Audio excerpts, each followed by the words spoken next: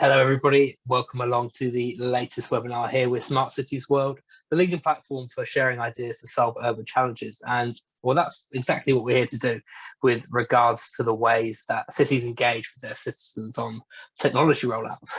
I'm Luke Antonio, Senior Editor here at Smart Cities World, and I'll be moderating the conversation and debate for the next hour or so while you're with us.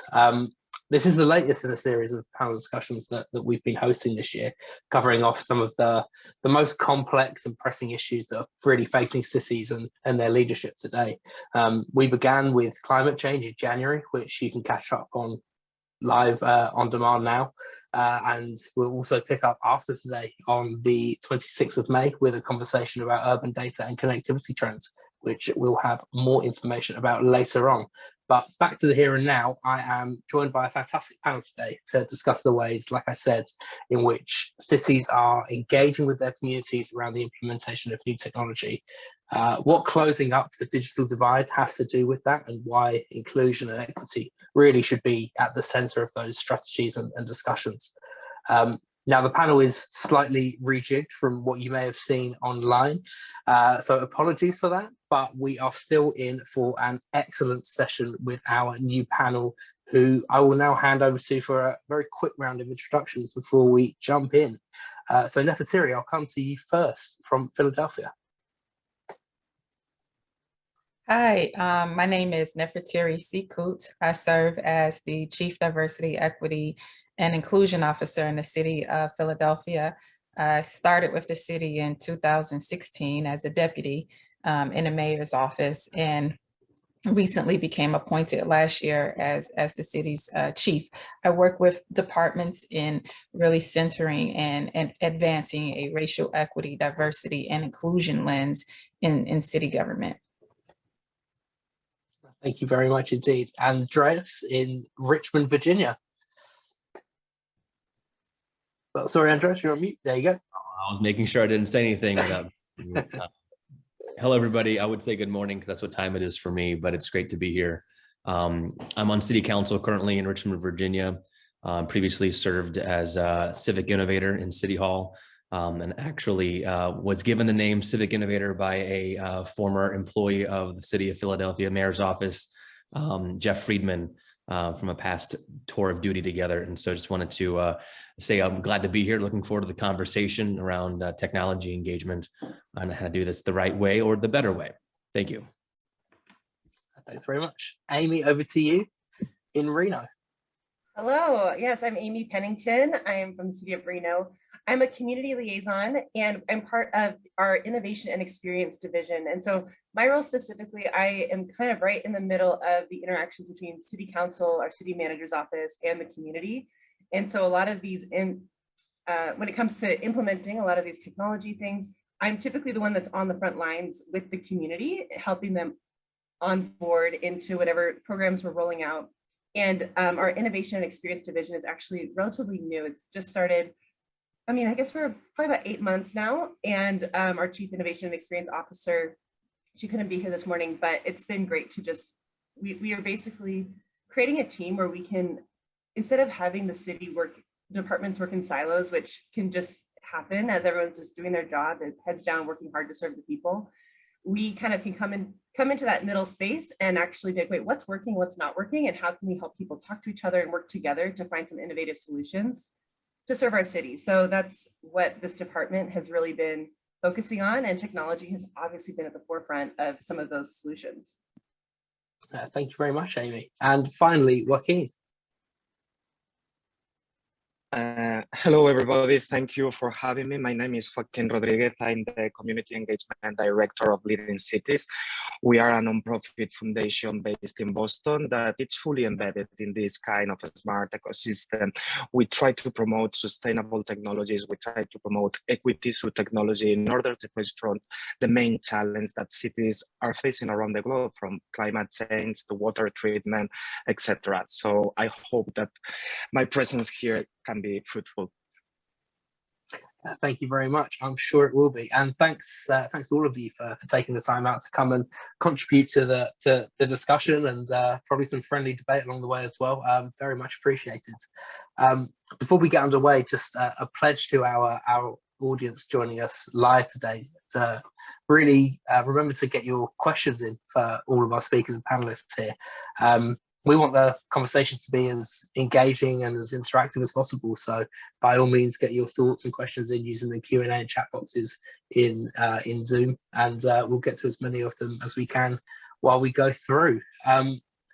To kick off the conversation today, then, I'm going to come to each of you individually first off to get your thoughts on the first of our themes today, as I've already highlighted, and that's the need really to implement effective and digitally inclusive citizen engagement strategies to ensure that everyone in any community is able to get their say on technology-led projects. And Nefertiri, I'll come to you first on this. What does that process really look like in Philadelphia?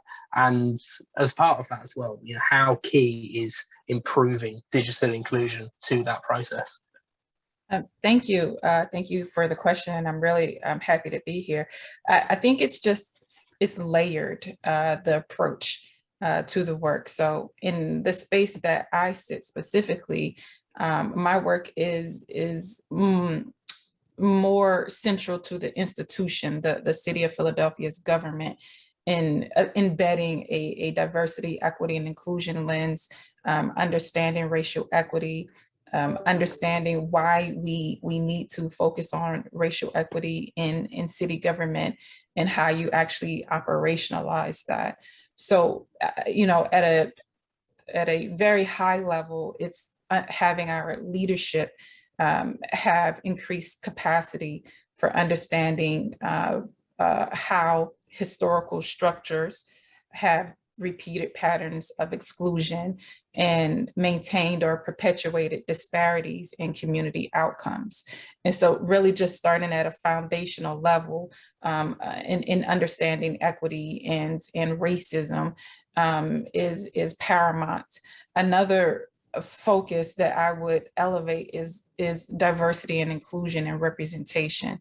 And so when we're talking about engagement and equitable engagement, we're also, thinking about, does our organization represent the community that we're trying to serve and the community that we're seeking to engage? And those demographics can look differently based on the community, but without that inclusive representation, it could be more challenging to have strategies that are meaningful in terms of involving the community in decisions that impact their own lives. And so, a lot of foundational work in those components. And then there's, specific strategies. The city of Philadelphia did a lot of work, the Office of Innovation and Technology, the Budget Office, the Health Department, Education, in engaging community around very important decisions. Some of it definitely focused on technology and specifically internet access and computer access, which came to the forefront as a result of the pandemic and the disparities related to that. And one of the remarkable things we've learned is that you have to do a lot of touch points with community. You have to be patient, you have to be persistent, you need to meet them where they are. I don't want to talk too much, so I'll definitely hand it over to my panelists, but just wanted to start with that response. Yeah, absolutely. And yeah, I mean, well received. And to open it up, Andreas, I'll come to you next, and I suppose the same question really for you as civic innovator in Richmond. What does the process look like, and when you are looking to innovate and using technology that's going to benefit the public, what kind of conversations do you really need to have with the public, with communities, to ensure that it's something that they feel confident in and that the city's going to feel confident in then implementing as well? It's an incredibly complicated question to ask as you just try to navigate how to really explain complication.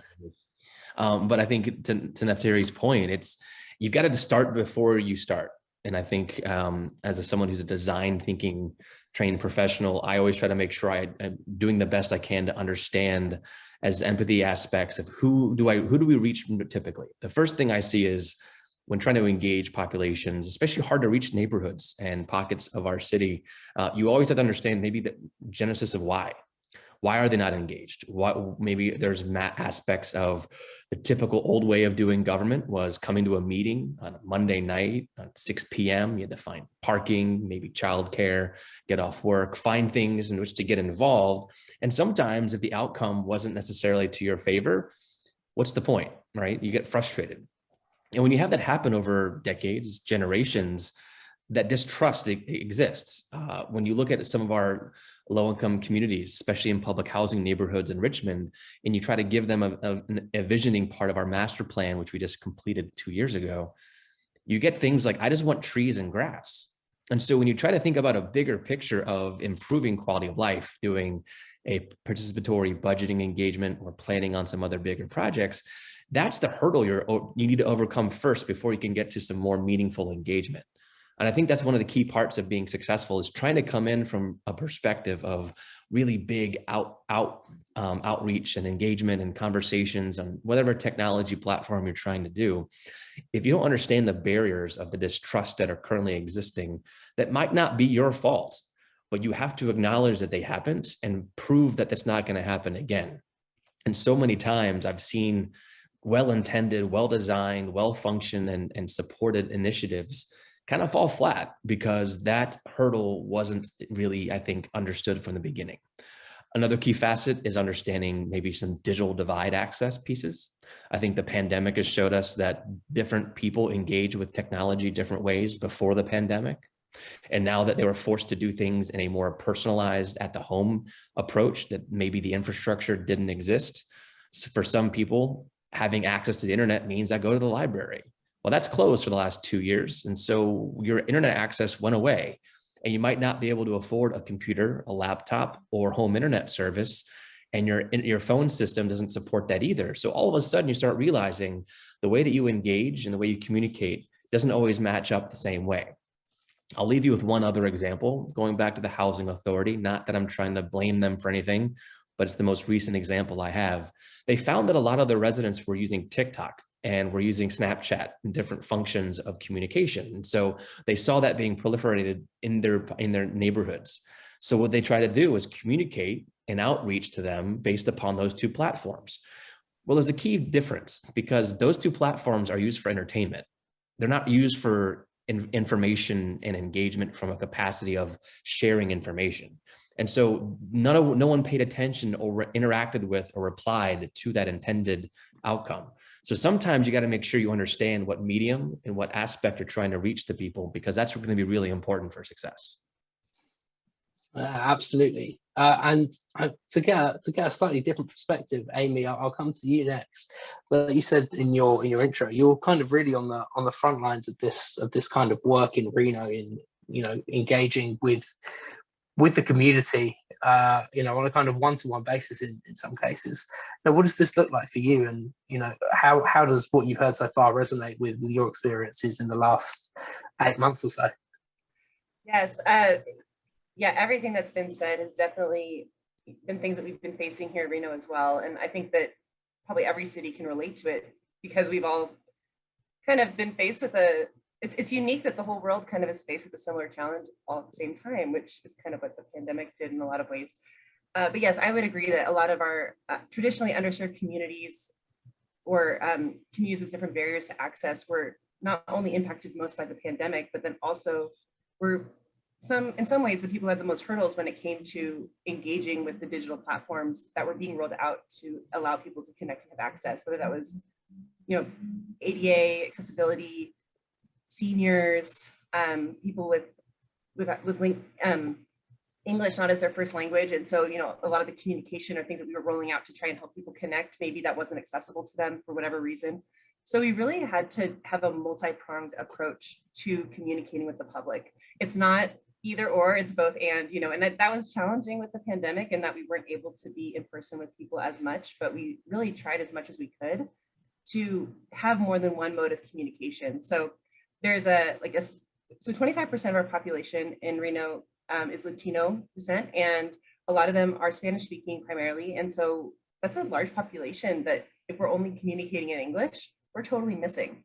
So we have a Spanish radio station in town that does a weekly programming where the city is able to speak weekly on things that are going on in the community, how they can get involved, how to access information. We have some things on our website that are now available in Spanish. So that was something that really in the last year or so, we've kind of doubled down on like, hey, we need to make sure that if we're communicating in English something, we need to be communicating it in Spanish, and then also improving translation into other languages as well, because obviously there's other languages present in our community. And then like when the pandemic hit, we did buy iPads. We got some funding to help with some communities, and we bought iPads for kids that didn't have iPads, because how are they going to engage in school or all these things that are happening at home if they don't have that? We were able to do some classes for seniors of how to use your smartphone, because again, a population that was uniquely isolated through the pandemic. And then even now, I mean, I think people in general are interacting in person a lot more, but our world has shifted to this much more digital platform. And so to not have people be left behind, we're putting money into offering classes that, and it's been really well received. Seniors have been just jumping on board, and not everyone will embrace everything, which is why we have to make sure that we're having different modes of communication still. But I've been just so impressed by when you actually come alongside someone and say like, hey, let's go through how to use this. It actually is something that opens up so much more connection in their life with other people and with their government. And so it's been exciting to see that. I have one more thing that I just thought of and then it escaped my mind. So it might come back to me, but those are some of the, oh, actually, I just remembered. I'll share it with you. So a lot of our meetings had to go digital, which it opened up actually a new space where there's a lot of people that maybe attending a community meeting was not something in person, was not something that was highly accessible to them because of maybe their job or work, or they have to be at home in the evening with their family or whatever it is. And so going digital actually showed us that there's a lot of people who want to tune in and want to hear what's going on. And so that opened up a new world of accessibility for a lot of people. But then on the flip side, because of the digital divide, there were some people that was a barrier that was difficult for them to cross. And so our IT team came up with this amazing thing. It sounds so simple, but it was amazing. And we called it Meeting in a Box. And it basically was all of the things you would need to set up a hybrid meeting at any location. We had that technology in our city hall, but our city's a big city and not everyone will come to city hall for a meeting. And so we could take this box of technology to a park, to a library, to any room, and actually set up a hybrid meeting, which allowed people who wanted to be in the room and this is more in like the last couple of months, wanted to be in the room to experience the meeting live. They could do that. And then we could also have the hybrid option for anyone to jump in, for panelists to jump in a remote fashion if that's what they needed or preferred. And so that hybrid technology has actually just expanded our ability to reach people who love to be in person or love to be remote. And that is, it's both and, I think, for outreach when it comes to the future.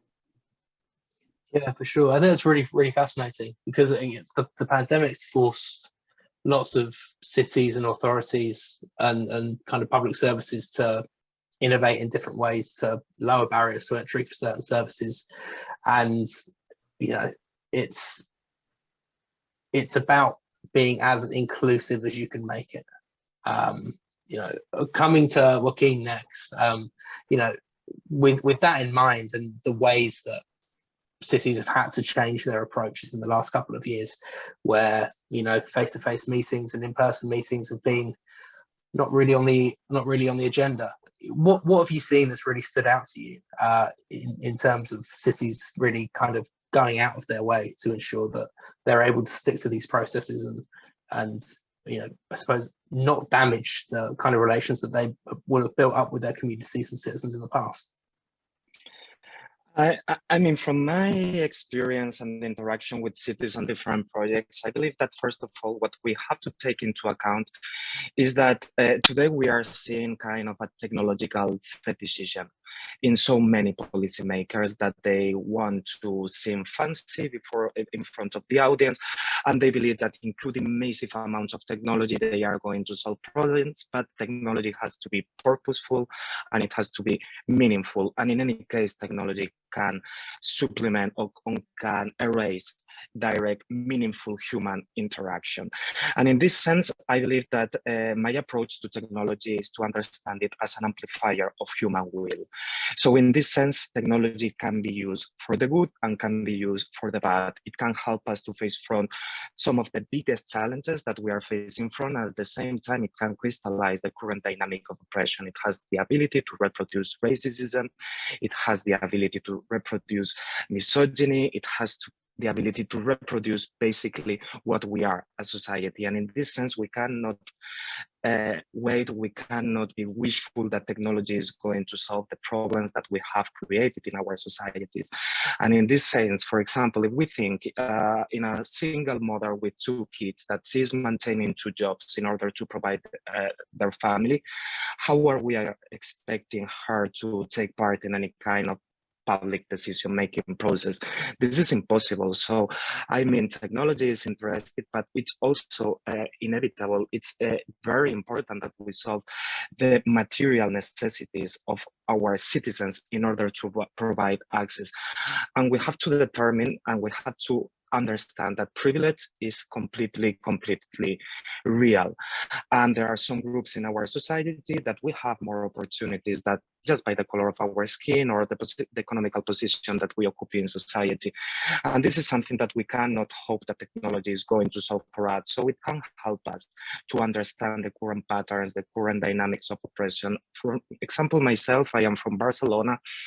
And in this city, we have been pioneering solutions for so many time. And we have this tendency when we go abroad and we talk in forums to talk about all the shiny things that we have made and how wonderful we are and how wonderful is everything. But we don't talk so much about the complete messes that we have created, how in some programs we have make bigger the divide. For example, now we are facing front demonstrations in the streets of Spain because the bank system, in this case a private system, the banking has been evolving into a digital ecosystem for the last decade.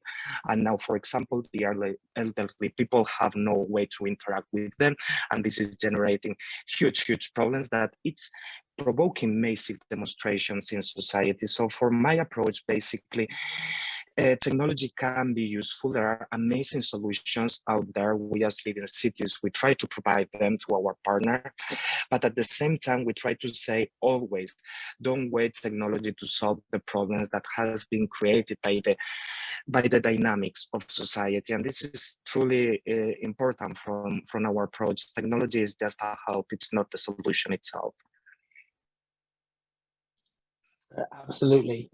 There are too many instances of solutions looking for problems and potentially not the other way around, which really is what we, what cities are really seeking here.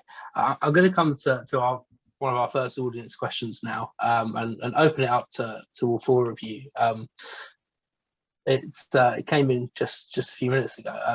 How are those of you in cities specifically? How are you dealing with the oppression that many citizens have, that especially those who might live in poorer areas or are in minority communities, that it doesn't really matter to a city or what they say or what they need, and that technology is going to be imposed on them in some way, whether they kind of like it or not?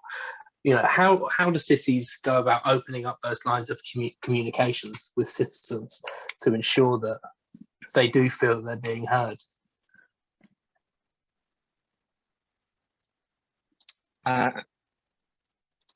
I mean, I can respond, for example, from an example that something that we have done here in Barcelona, that was an hybrid project from a time I was involved with the public administration.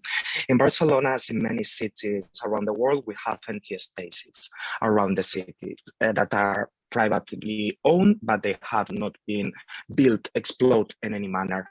And some of the spaces are like just black holes where people use them to take drugs, make illicit activities, so many things. So what we do at that time was to talk about all the private owners of the spaces we identify and propose them a list to the city. And from then we organize a participatory process in order to identify useful activities for those spaces that can go from urban gardens and farming, or bicycle repairing things. But what we wanted, it's the community to empower themselves. So it's not the public administration managing a space, it's the community managing this space and making it ours. So this empowerment, this making it yours, it's an activity that, for example, we have identified that works really well and put people together from different communities. Here in Barcelona, in my neighborhood, we have a 48% of non-European population. We have more than 98 languages, which is a huge challenge. And we tend to make all the information in all languages. This is a system in how we try to work. But for us, empowering people and empowering means the very basic thing is just having a space for them to talk, for them to exchange, and for them to mutually aid themselves, learning to act without maybe the collaboration of the public sphere. Because at the end, what for our experience work best is the exercises of empowerment, where technology, of course, can be very useful and we have used it. But at the same time, sometimes when you provide iPads, I work in a public university, and during confinement, we have provided iPads to families that they were in situations of need, computers, etc., etc. Some of them sell it because their necessity was to hide. And this is things that we have to take into account, that maybe the approach should be others, and even the necessity of having public spaces open always. If you are in a household where there is a situation of violence, confinement is just hell. So in this sense, confinement also should be understood as a system of privilege. You are a student, have a space to study with silence, good light. This is amazing, but so many, they don't have it. So I mean, it's this multi-layer process where technology is called to have a place, but not a key place maybe. I agree that you have to have conversation. I saw the question, and the feeling that it's going to be imposed on residents, and residents not having a say. I mean, it's hard because technology is here, and it definitely has useful applications, but some can feel, that it could be weaponized, as well, especially in communities of color and low wealth communities.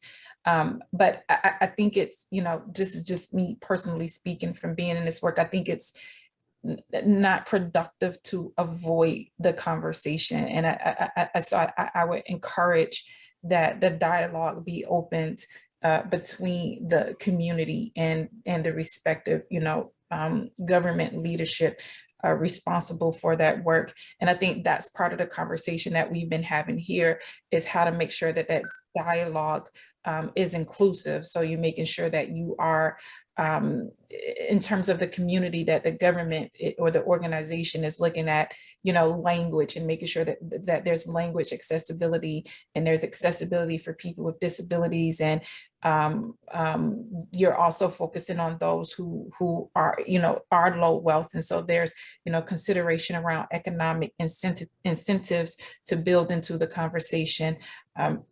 And so I think that, you have to be really targeted in terms of how you develop that meeting and bring that conversation together. But you have to have the conversation, and it's difficult, and the onus should not be on those who are least empowered to make decisions. The government really should own, the responsibility for dialoguing and engaging and bringing it together, but the community has to be brought in to be a voice in the decisions that are ultimately going to impact them. Yeah, for sure. One of the things I wanted to raise here as well is we've touched on it briefly, but the idea, and again, it's coming in by the audience, is the idea of technology illiteracy and closing up that digital divide.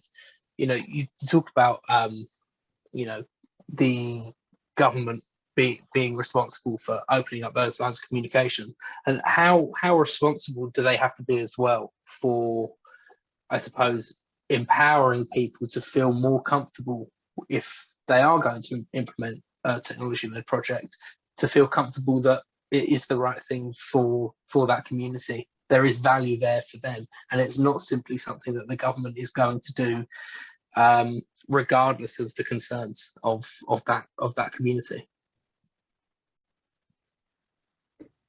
Yeah, I mean, I can maybe speak to a little bit of this. I think something that we've found, and I would imagine this is not uncommon, is that as different technology needs come about in different areas, you find the piece of the puzzle that can fill that need. And so at the end of it, so before you know it, you have so many different programs that are simultaneously working. I think we did an inventory here in Reno recently and found that we had 78 different softwares that we were using across the city to be managing different programs and different plugins and stuff like that. And they don't all talk to each other. And if a citizen is trying to apply for a business license, and then they're also wanting to submit a request to have their street swept, and they're like, all these different things. They can have a million different logins, well, I guess not a million, 78 different logins, and all these different ways that they're trying to keep track, and that just raises the barrier. It makes it so much more difficult to access. And so sometimes things get messy before they get better. And so something we're really working on right now is just like single login authentication for all of our city systems, so that it's not, when we're working with communities and we're basically kind of educating them on how they can access the services available to them, trying to make it an easier on-ramp. Technology doesn't necessarily have to be complicated. Sometimes it can make things more simple, but the challenge is that sometimes in that process of growth, it's more complicated before it gets more simple. So doing whatever we can to actually find just solutions to make things one step instead of a million steps, or remembering one password and then they log in and all of the different interactions with the city are available to them on one screen versus a million departments and a million different things. I think that makes the conversation easier of like, we're here to help you. And I think that a lot of the distrust sometimes comes from a feeling where communities are like, I don't know if the government is here to help me or here to make my life more difficult. And I think when our focus is actually more, no, we're here to help, like this is what the city wants to do to serve you. I think that conversation about technology and like teaching someone how to use a system that we have so that they can access services suddenly becomes a lot more of a friendly conversation than like you're trying to impose something on me.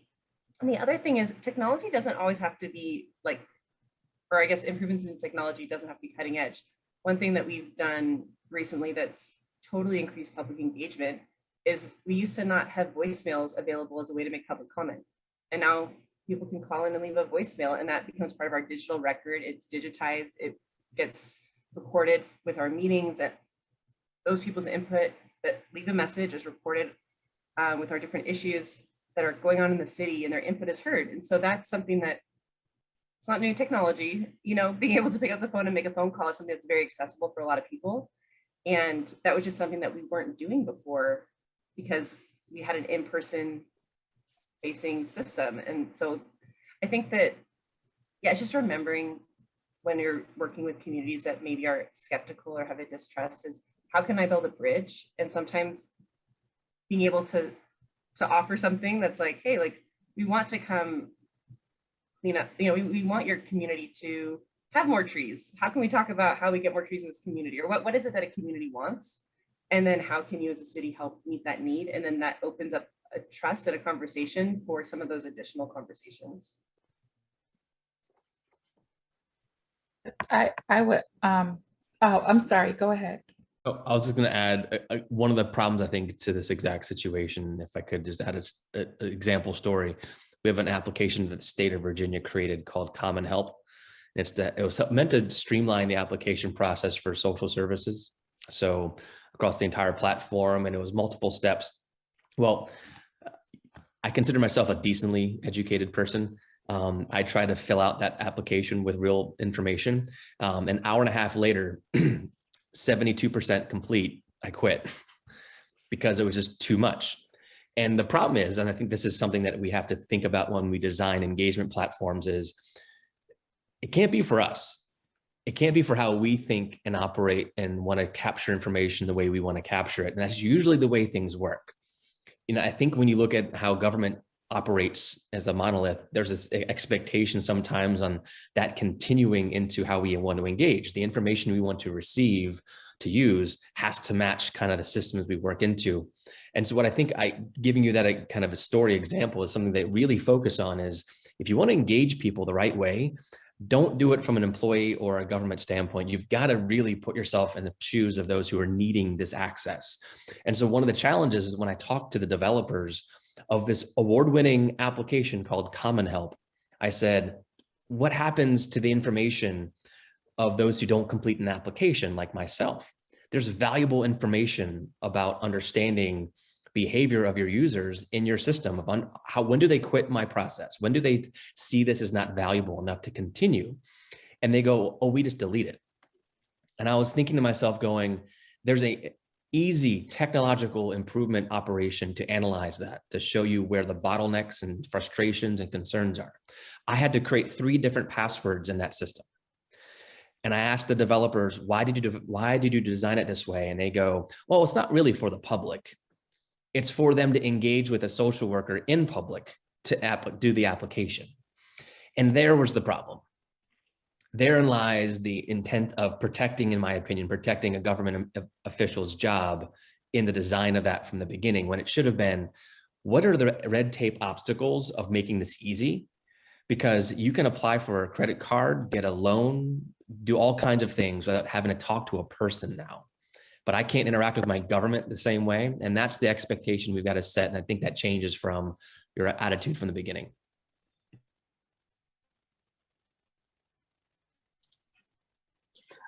I just saw, oh, sorry, go ahead. Just very quickly, I would say in the city of Philadelphia, we have a digital equity alliance, and it's a cross sector partnership of organizations that are coming together to specifically focus on digital literacy. The one thing that I would note is that government cannot solve for problems by itself. It cannot be the solution for everything, because it has to be a shared responsibility by the public and the private sector. And philanthropy has a huge role and responsibility in helping to create solutions regarding digital literacy. And so, we've been fortunate here to have local philanthropy, support with funds to actually prioritize digital literacy for our households. One of the initial focuses was on preschool through 12th grade, just considering how the pandemic impacted virtual learning, and wanting to, make sure that we address that up front. But I just, elevate kind of broadening the circle of stakeholders who you bring to the table to be responsible for digital literacy.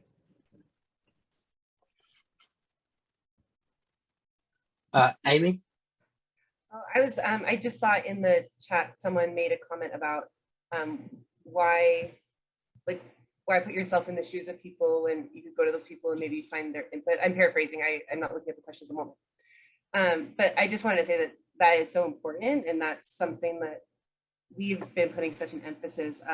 Our DEI, diversity, equity, and inclusion efforts, and really going into our hiring and making sure that we are, making our staff more and more representative of the people in our city. And that's like just such a focus and an effort. And we're just seeing so much, I would say, just improvement of having everybody at the table in when our staff is reflective of the community, and we get ideas that are much better solutions for different communities when you have that diverse conversation when you're talking about what solutions to implement.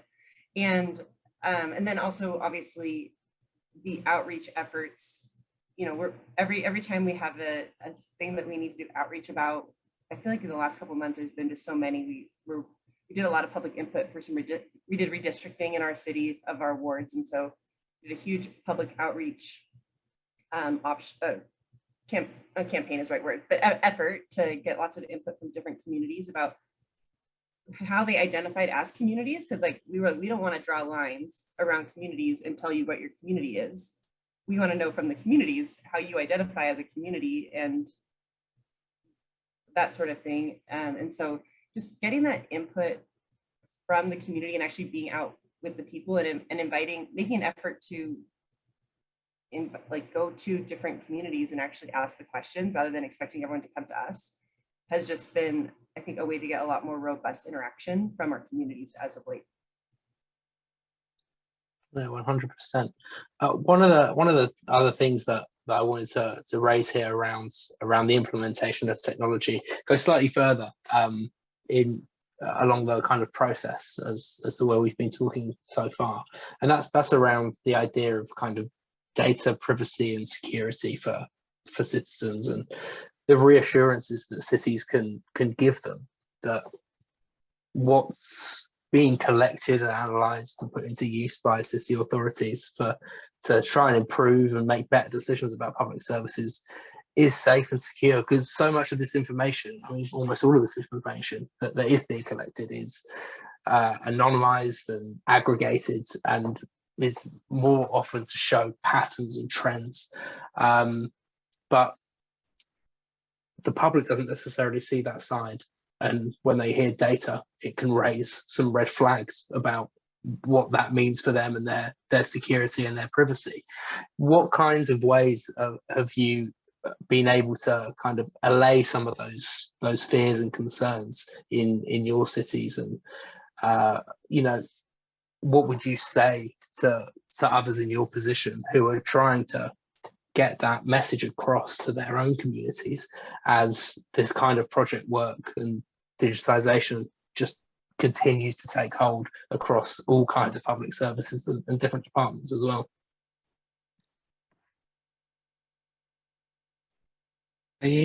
I believe from my approach, and it's a very European approach in relation with data protection, that the only data that is completely safe, it's the data that hasn't been asked and hasn't been written. And this is something that we have to take into account. I mean, there is a legitimate interest in the part of public administration to know some things. But I mean, this has to be consensual, especially when we are talking about very, very sensitive data. And this is something that it's engraved in the history of Europe. I mean, for example, when the Third Reich arrived into Belgium and the Netherlands, in one country, they were able to eradicate 20% of the Jewish population, and the other country was the 73%. And this was only possible due to the one country have census where they have the religious beliefs of people. So today it can be people in the administrations that they want to work for good and they want to work for the community, but you never know who's going to arrive later and what are going to be their ideas and how this data is going to be used. So we have to be completely clear that data, it's a very double risky item, and we from my approach, we have to be very minimalist with data. Yeah, I think that makes sense, and you know that kind of approach is one way, I suppose, of kind of tackling the issue, is to be as minimalist as possible. I suppose potentially not always possible. So I welcome the input of the other panelists as well on this. I think one thing to add to that would be analyzing, you know, where's data already been submitted by that maybe individual already. So in the United States, you know, you can have an IRS, you can pay your taxes federally, you can have a state tax and do the same thing. Do I need to ask you for that same information you've already submitted twice before for information again? And I think that's a concern that we have with data breaches and data security issues is, do we even need to really ask for that directly from them again? That means I have now 100% access to that same financial information? Or can there be a way I do a data sharing initiative where I just have to screen what the IRS has on file for that individual or go to the state and et cetera? I think there needs to be a really good look, especially at the government's level of, duplication of data entry is a key thing we do. I've gone through the building permit process and I've had to resubmit the same information on the same different forms across the entire time, at least 5 to 8 times. And so my question is, if you already have it once, do I need to do it again? And so you start realizing there's actually a multitude of ways of looking at what data and information around what you really legally need to make a decision is sometimes, I think, a challenge we have. And I think a big look should be done at sometimes understanding what's required on a certain form and digitizing a form that might have been made in the 1980s or even before that. Is it really accurate anymore? Is the records of information I'm really needing to make a decision valid and the same as they used to be? Because I think that doesn't need to be a concern necessarily on the resident side, but more importantly, do I need to have all that data storage? And I think you need to look at sometimes the requirements. We sometimes don't look back as a government through the bureaucracy, through a mistake was made. We made a law change to require this information so it didn't happen again. And what we've done now 30 years later is create a whole nother layer of information, and it becomes complicated for us to handle. It becomes concerning for the residents or the citizens around what this process means and why are you asking for that? So I'd like to see, as we look at digitizing processes and implementing technology, take a good look at what's required. What do I legally need to operate? Because you'd be surprised. You'd be surprised how much is not really needed and we ask for it anyway. Yeah, we're kind of experimenting right now with a few things in this space because we do want to meet the needs of our public. And one of the things is we've included some new questions when we ask, like when people are filling out questions, we've included some more questions that kind of help us understand our population better as far as diversity, equity, and inclusion goes, but most of them are optional. And so part of that is that we don't want anyone to feel obligated to give data to us that they don't maybe feel comfortable sharing with their government or their data breaches or whatever that may be.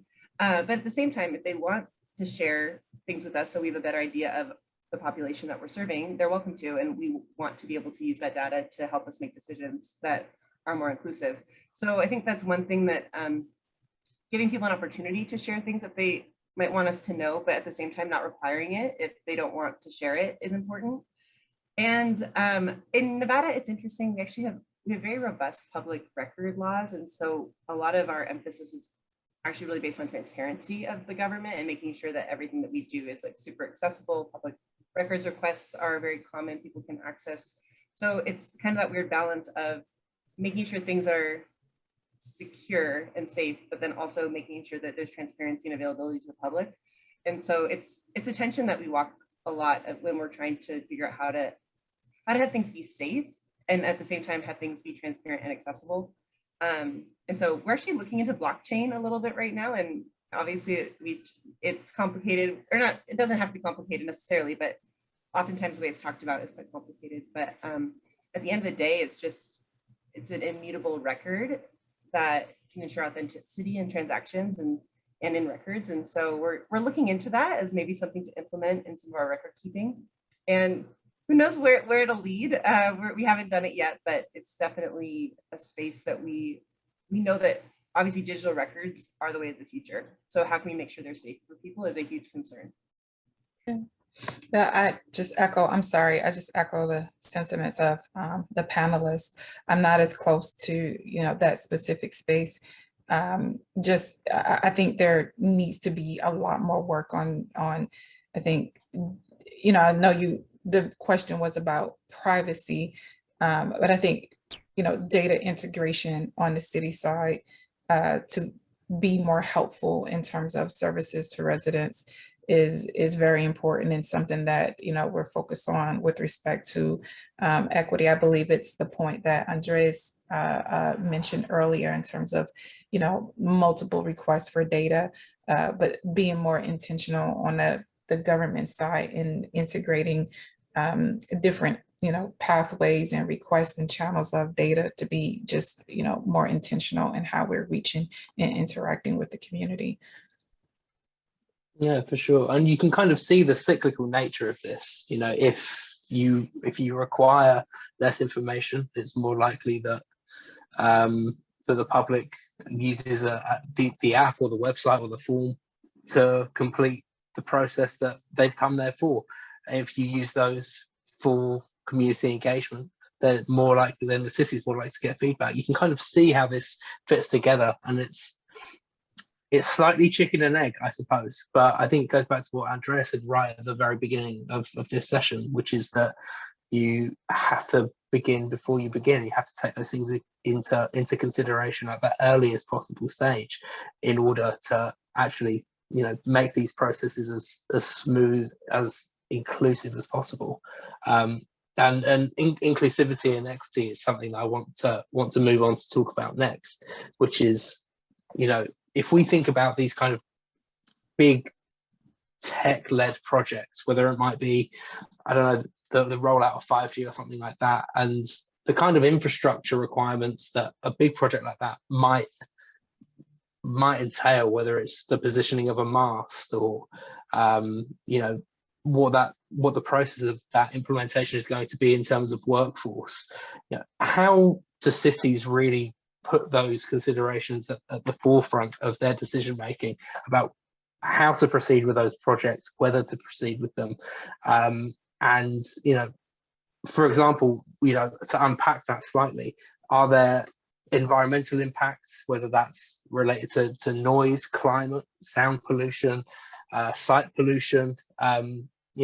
Could the implementation of that technology have a disproportionately negative effect on a low-income neighborhood or a community of color, for example? I'm going to open it up and welcome, obviously, all of your thoughts on this. I think it's a really important thing to talk to. Nefertiti, if you want to. I'll be very brief. I know we're coming up on time. We are preparing for federal infrastructure dollars, and how do we make sure that we prepare for receipt and implementation of those dollars with an equity lens. So I would say first is that you have to be intentional and committed to actually investing the time and resources to look at your decisions with an equity lens, because there's so many process points in terms of how you prepare, who you bring to the table, what decisions that you make, that if you don't have that racial equity commitment at the forefront, or intersectional equity at the forefront, it's going to get buried, because just in your everyday work, you're spread so thin that if you don't make that intentionality up front, it's going to be hard to keep that at the forefront. I was looking at some work that Baltimore did around capital planning, and they looked at the city in terms of a variety of factors, some of which will include environment, life expectancy, poverty, crime, abandoned houses, and really looked at how they made investments in the city over a few years with respect to those variables to see where, there may have been under investments in the city. And so we're looking at a similar approach here in Philadelphia. We also put out a RFP to actually get a consultant who can give us some support in looking at how do we ensure that diverse businesses are also able to reap the economic benefit from these infrastructure dollars, because they're most often excluded. And one of the things that you really have to be intentional about is making sure that businesses understand the requirements in a way that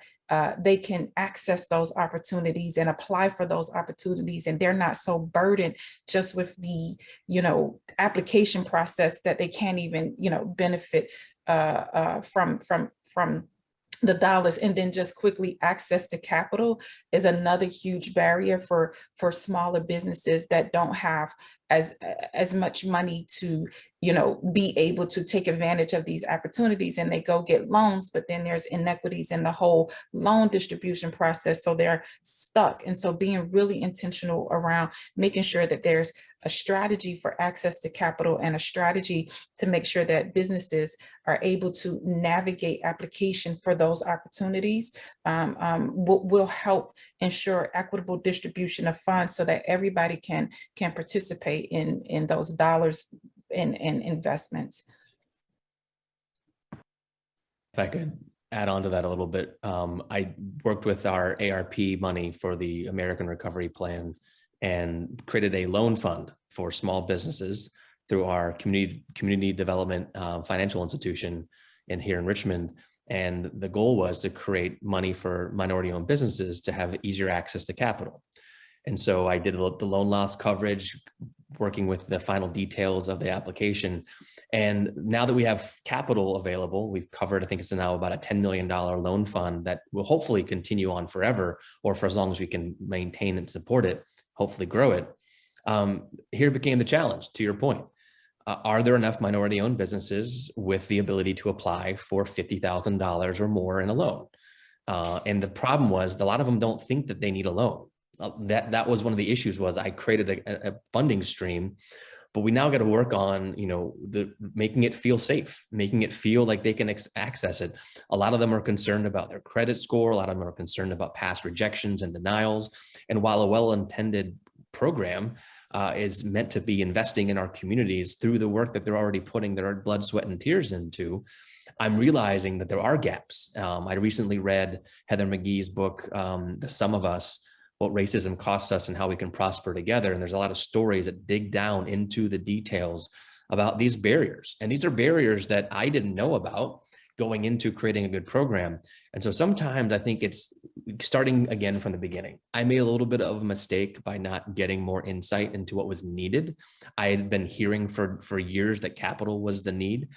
But now we're starting to realize that the ecosystem and the infrastructure, and more importantly, the mentorships and the network aspects of building those ideas for success, to see that I can get that loan, to see that I can achieve that growth opportunity, is really the missing piece in some of our disparate communities, because that's what I want to see happen. And when you look back at those same communities, they didn't apply for any of the free money through PPP, the Payment Protection Loan, or the EIDL. And so what you realize is if they didn't apply for those two, they're not going to apply for this. And those are the ones I want to get employed again, open their doors, successful, hiring their other people in the community. And this is what I've been told is the need. And what you realize sometimes is what we think is the solution is way more complicated than that. And that's one thing I would say is engaging with solutions sometimes takes taking a step back to realize what's really needed.